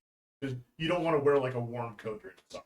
Yeah, the idea here is that we want you to collect like wardrobes that you're putting on each season that are making you better at certain things. Right. This is a variety of items that you're tailoring to have the best outfit. And you can do crazy stuff like you can get an eye patch and a pretend peg leg and a sailor sash and a pirate hook, and you can have like a cool pirate outfit. Squid boots. We want you to curate cool outfits that you. Food is really important in Yeld. You can carry food with you. You can eat food before any action to gain a benefit from it. And there's normal food, but there's also like exotic food and rare food you can find as you travel throughout. Yeah, here we list the 4 staples of every Yeld person's diet, which is sushi, jerky, pie, and hot sauce. And it's important that vegan options are available as well. Yes, but that's mainly all you can get. There's some rare food options that are also come up. The Boulder Town cheesecake, of course, is the awesome, amazing cheesecake made in Boulder Town during the Chef's Day holiday. And even Dragul shows up to you. And since there's no drinking age in most of Yeld, feel free to have a fairy beer. Yeah, it's great. It makes you lose a tough day. Yeah. We only have a small selection of wheelchairs for you to choose from. We have one very realistic looking wheelchair. What I learned is wheelchairs are hard to draw. So I drew the first one, which is the lower one. And I was like, well, that's great. That's fine. And then I was like, but I want there to be a wheelchair that like you bring with us from our world. So it has to look realistic. So I found a photo of a wheelchair and I traced it, and it just looks too much like a photo. It just looks like we put the photo. That's a drawing, I swear. Over the next few pages, we have holiday items that you can only get from holidays, like the ghost mask and the witchfire mask. And you can get those by visiting and attending certain holidays. And then we move on to exotic items like the convincing fairy costume and the fossilized alligator fists. And these are super rare exotic items that you can only get from rolling on the treasure table. And sometimes when you fight a monster, you complete an adventure, you have a chance to discover treasure, which lets you roll on the treasure table. And so you might get one of those. And as you can see, there's plenty of them to choose. There's also some exotic merchants that you can meet while you travel, like the Sushi Kid. Yeah. So the Sushi Kid is a friendly little guy who will be able to sell you some very unique, sort of deep and water-themed items. We have, I think, 5 exotic merchants in total. I think we only have. I don't remember. We'll see. Yeah, the Kid, the sweater shop, which has all kinds of cool winter-themed clothing. We've got the ghost merchant, who you can only visit while you're a ghost. He's got all kinds of cool ghost stuff.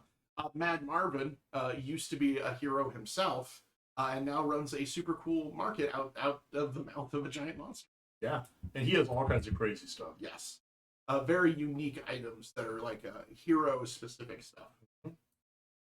And then the Goblin Traders, you were right, we do have 5. The Goblin Traders have all kinds of weird technology that they can sell you. Like a ray gun and a spacesuit. Yeah. They're really cool. And then finally we have our legendary items, which you can usually only find by completing really impressive tasks or going on quests. Yeah, each one of these has a very unique cost that requires more than just spending somewhere. Yeah.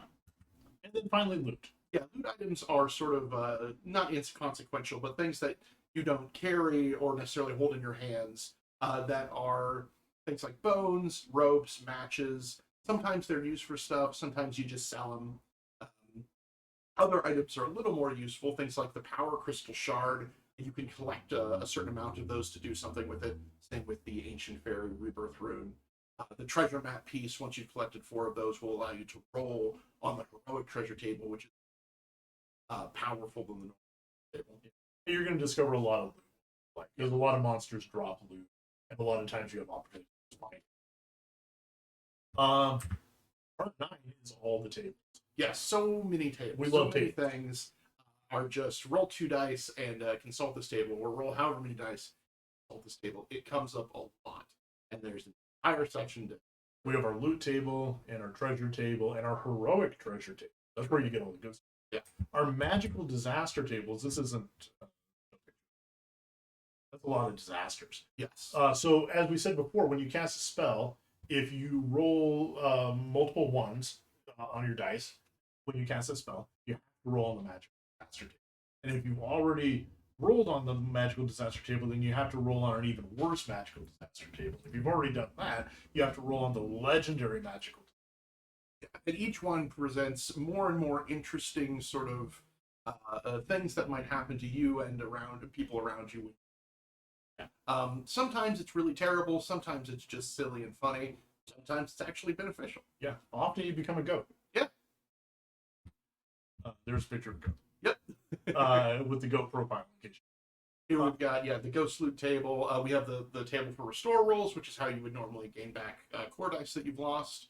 The luck table, the cooking table, these restore tables specific to one of the unique. Go ahead and roll. There's the fishing table, as well as the list of all the different fish you can find. And you can build your entire job around it. Oh, one of my favorite fish you can catch is the swordfish, which just counts as a sword. Yep, it's just a weapon, and you can pull it out, and it's just a decent, normal weapon. Yeah. Fishing is a lot of fun. Letter writing table, which allows you to write letters to people, and then when they respond, there's all kinds of cool stuff you can choose.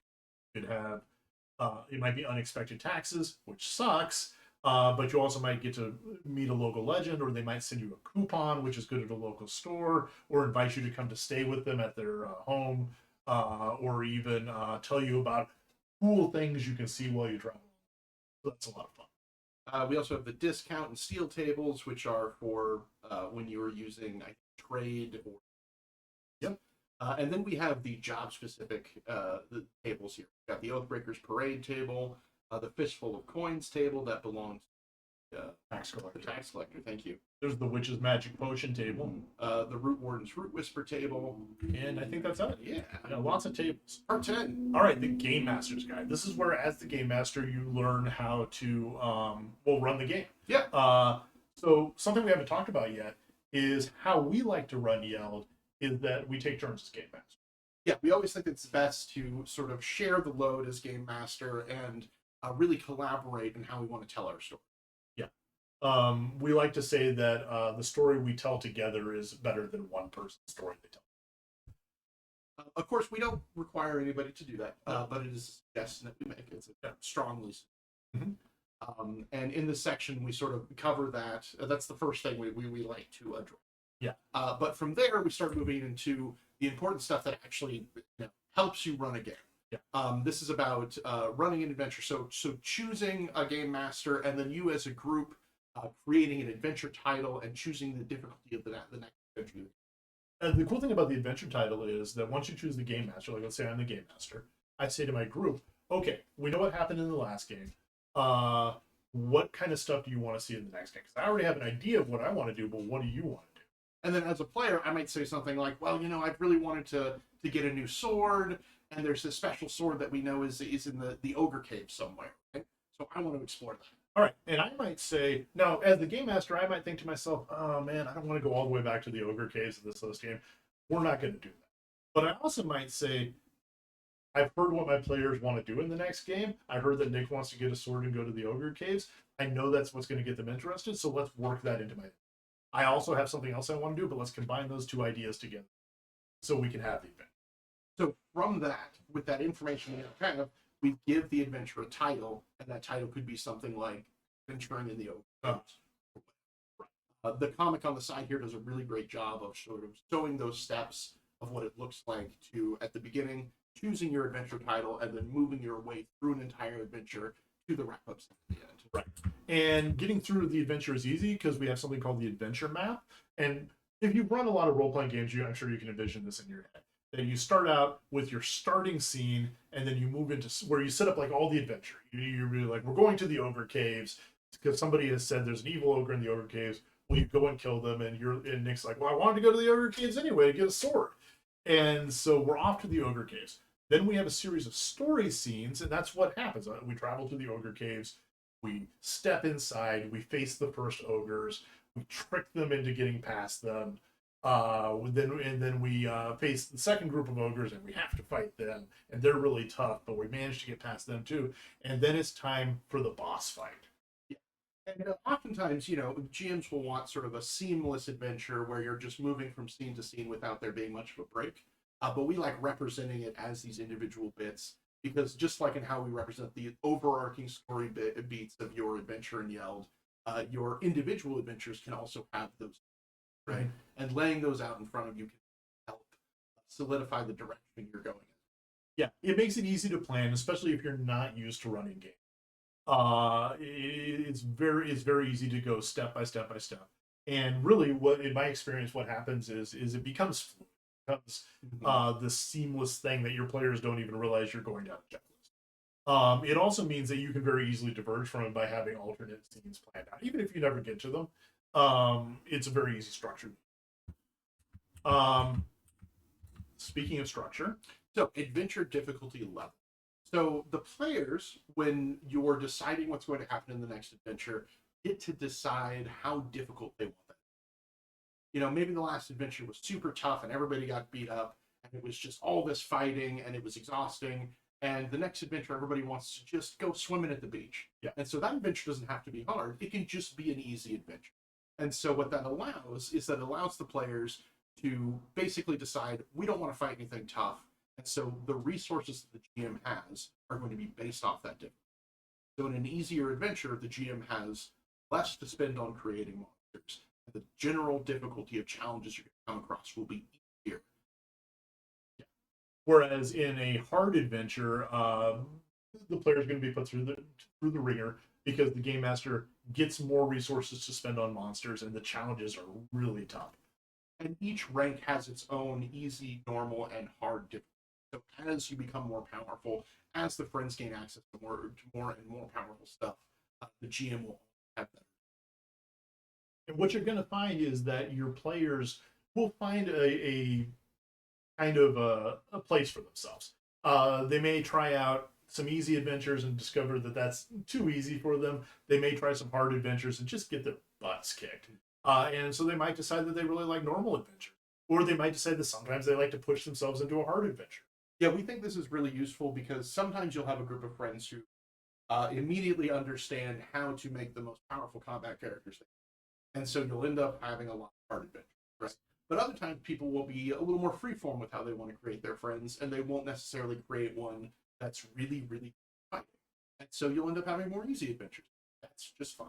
It's also interesting because if a group makes like a really combat focused group and you want to challenge them, instead of throwing them into combat, you can just throw them into challenges. Yeah, like exactly. Social challenges or physical challenges where they might not be as good, and that's something else you can do with hard adventure.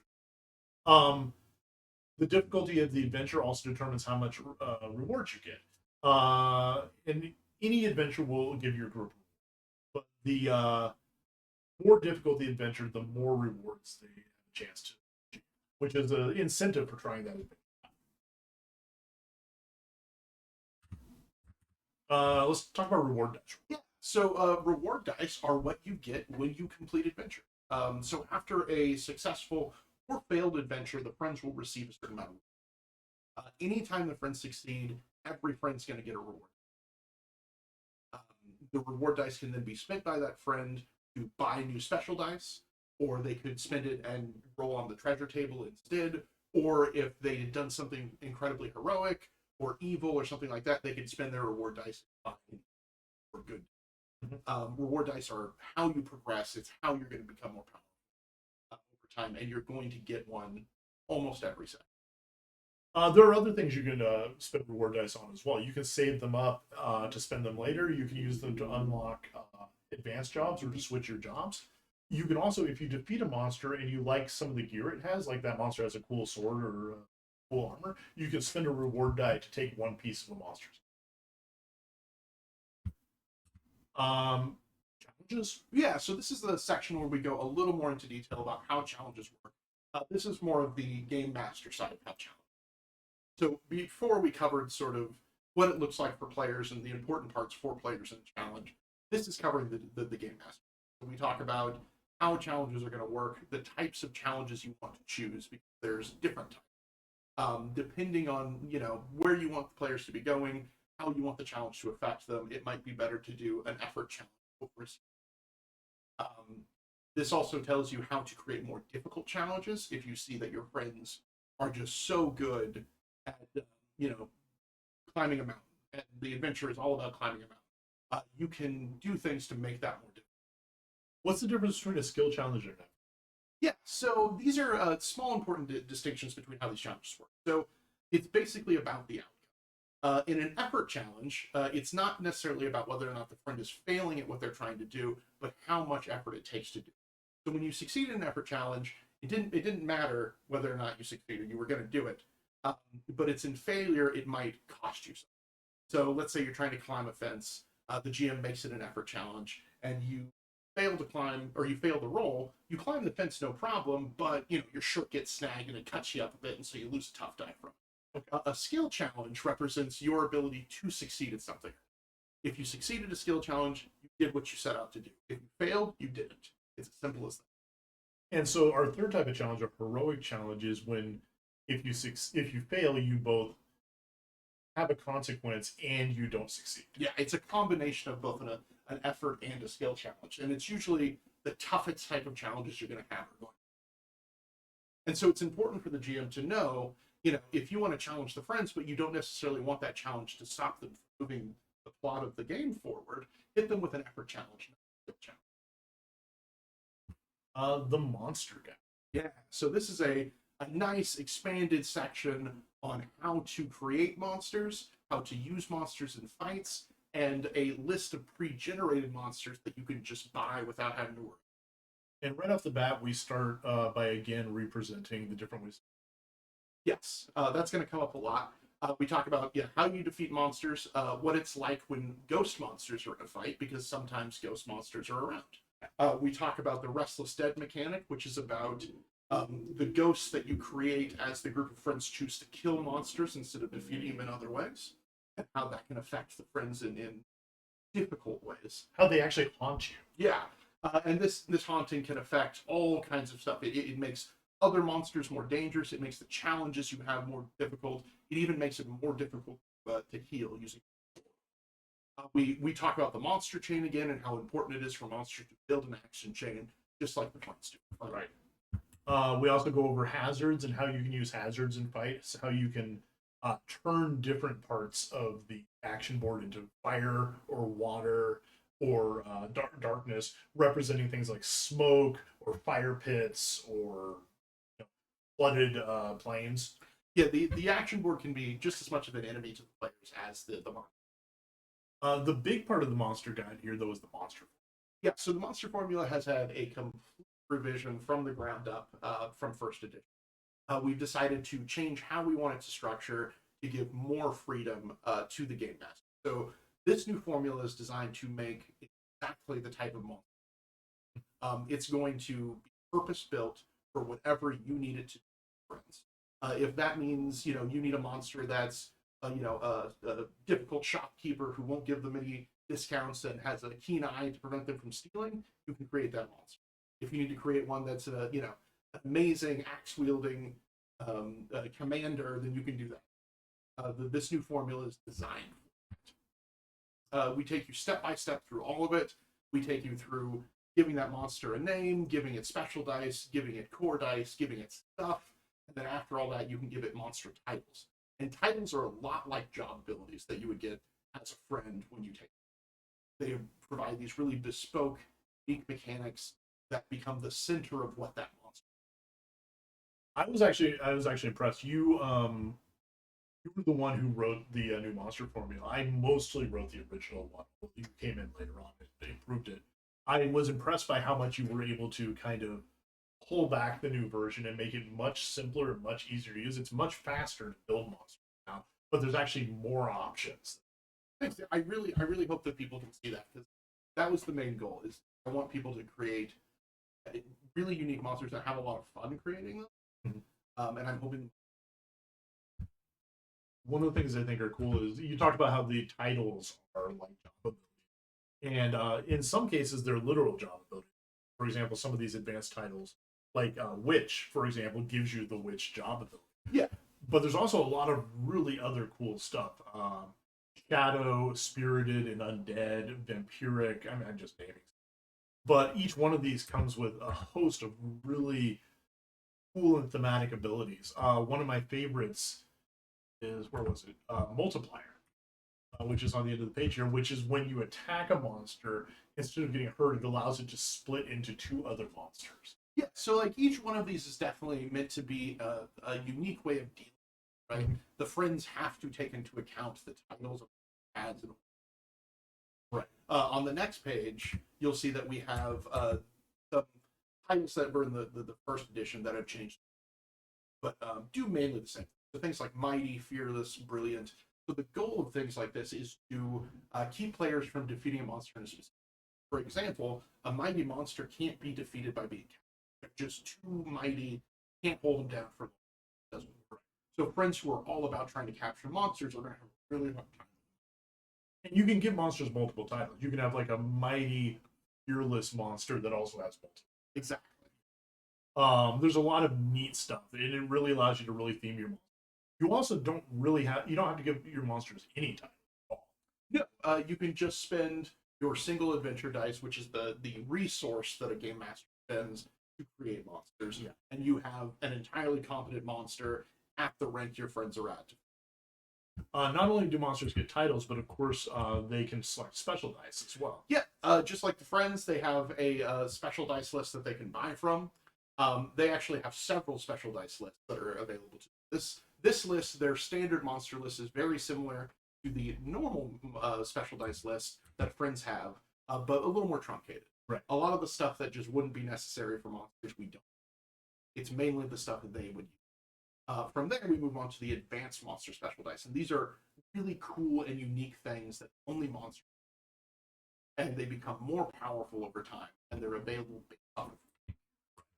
And this is, like you said, there's lots of monster only stuff that is very unique and gives you the ability to do really thematic things. This is also where a lot of dice that would normally be in advanced jobs or monster jobs, they show up here in this list. Stuff like, for example, Brutal Courage, which is an Oathbreaker die, is just a die you can buy for any monster. They don't have to be breaker. Sure. They just have to be at least right. Or Tentacle Vice, which is a deep. exactly. So as you can see, you have tons and tons of options for your monsters, and that's just special dice titles. That doesn't even get into equipment or just how you can manage their core dice and give them different stats. Mm-hmm. And then we come to the pre-made monster.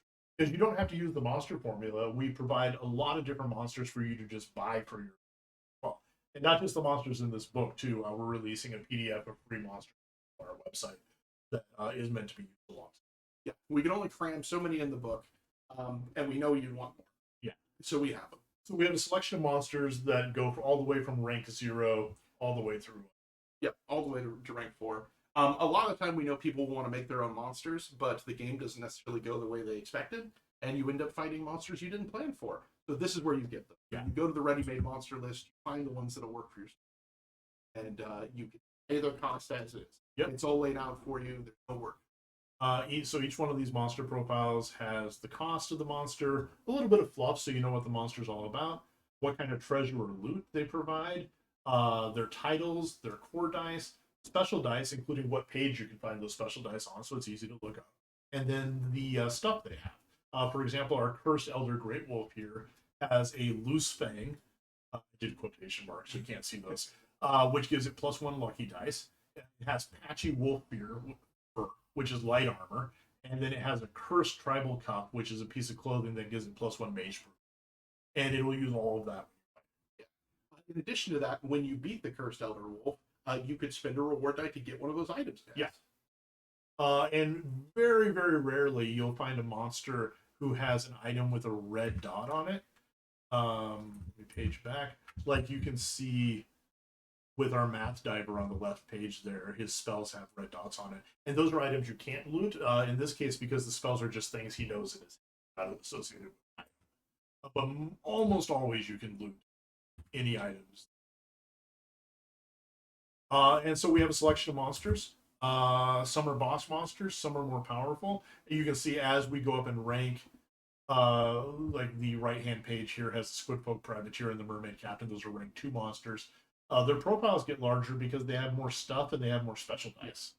As you go up in rank, the monsters you're fighting are becoming more powerful, have more options in what they can do. So these profiles do grow in size.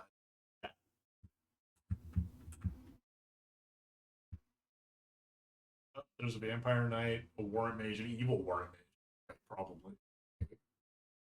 Yeah, we're in the rank 3 stuff. So this is sort of the later game, the bigger, scarier stuff you're going to run into. This is right before you would get your last couple of keys and be ready to fight Dragul. And even if you don't plan on ever using these monsters, we like to think of them as examples of the kind of things that you might encounter. But also, there's a little bit of fluff associated with each one of these, not just in the text, but in like the equipment they have and the special dice they have that kind of gives you an insight into the kind of monsters. Also, a lot of these things aren't really monsters so much as they're just people who are antagonists. Yeah. Like that fairy commander is a person. Yeah, I think on this page specifically, only one of these is sort of a mindless creature. Right. Whereas this page, I would say the Hunter of Darkness is very monstrous, but not. Yeah, and probably the Possessor is also. Yes. Yeah, a lot of people. But the Goblin Hit Squad and the Fairy are just people. Yep. All right. Our final section of the book. That's right. And we're gonna go through this part. It's a little spoiler. We'll give you the broad strokes. Yes. Our final section of the book is a campaign. That's right. Yes. This is a collection of pre-generated adventures. Everything you need for those adventures that cover for 7 boss fights with the 7 Hunters of Yeld and 1 for Dragul. And the Hunters of Yeld are, as seen on this page, Lord Vargas, a Bannoth of the Crimson Ministry, Commander Caragor, the Hand of Autumn, the Gorgon, who is a giant snake, Friendless, and Croesus the Dragon, and then finally Prince Drake. Yeah, and we go through and we explain how to run these adventures, the changes you can make to make them easier or more difficult, all the steps you need involved right here for you to do. Let's go through the Gorgon. Sure, yeah, let's do 1 and 2. So we start with an adventure map for the Gorgon, already prepared for you. A list of the places you'll go during the adventure and the guest stars that you'll meet. Yeah, so these will be like the important NPCs that the friends will run into. Yeah, and then the adventure proceeds with a series of scenes as well as challenges that you can have the friends go through. For example, the first challenge involves a giant sinkhole opening up beneath the friends and them safely navigating caves below it. Monsters that you'll fight during the fight, and as Nick said, there's options for adjusting the difficulty of these fights as well as advice for running the fights, and some of the fights also have special NPCs that you can meet, as well as special items you might be able to get during the adventure, like the Hydra Brownies. And then finally, the encounter with the boss. Yeah. And in this case, the boss is the Gorgon, and she is a giant snake. Yeah, each one of these hunter fights has incredibly unique and special rules for how you fight them. And not all of them are necessarily fights. That's a little spoilery, but the ones that you do fight have, yes, lots of special rules. They are these unique encounters that you will never come across again. Nothing like that. And of course, they come with some of the coolest reward you can. The types of treasures like the Gorgon has here, like the Gorgon's Eye or the Hydrascale Vest, are super powerful. And will be the type of equipment that once you have, you will hold on. I like to think of these adventures like raids in a video game. And so I think of the equipment you get here as like Yeah, exactly. It's like the best rewards you could find. Yeah, the in-game content for sure. So, there are 8 of these adventures, all 700s of Yeld, and when you defeat each one, you gain one of their keys. When you finally get through all of the adventures, you get to face Prince Dragul, and then finally, One of the other things I also actually really like about all these is that we have contingencies for if you fail. oh yeah, right. You're not always going to win. These fights are difficult. They're designed to be that way, and if you're unprepared, you will fail. And there are consequences sometimes. For some, hunters, failing is, it sucks, but you can try again, and it's not too bad. Other times you fail, and it is a catastrophic thing. You create real problems because of your failure. Yeah, real consequences, not just for you, but for the people of Yeld, which is exciting. Yeah, I think it provides some really interesting alternatives to just succeeding at each one. If you do stumble and you do have to come across some of these consequences, I think it can create some really interesting game. So eventually, you will face Prince Dragul, and you will have the chance to defeat him and depose him as the ruler of Yeld, and complete your adventures and complete your journey. At that point, you can decide to stay in Yeld, or you can open the door and return home. And that is where your adventures can end, or your adventures can continue as you continue to explore Yeld and take on new challenges. Yeah, but that is the end. Yeah. That's the end of our pre-generated adventures, and that gets us to the end of the book. This is our character sheet. Here we have the downloads for the character sheet, the calendar, the adventure map, the map of Yeld, and the action board. Right. We've got the index, the exciting index. Super excited. One last piece of art. Yeah, and then there's an ad. Right. Yeah. That's everything. Yeah. That's all 400 pages. Yeah, that's a 400-page book. All right. So thanks for sticking around for this very long video. Yeah, this ended up being a little longer than we expected, but it is a very large book, so thank you. Yeah. And again, you can find the book on our website. That's yeldstuff.com. Right. You can also get the PDF from drivethrurpg.com or itch.io. And the book will be available this fall in your local game stores. Thank you so much for listening. Thanks.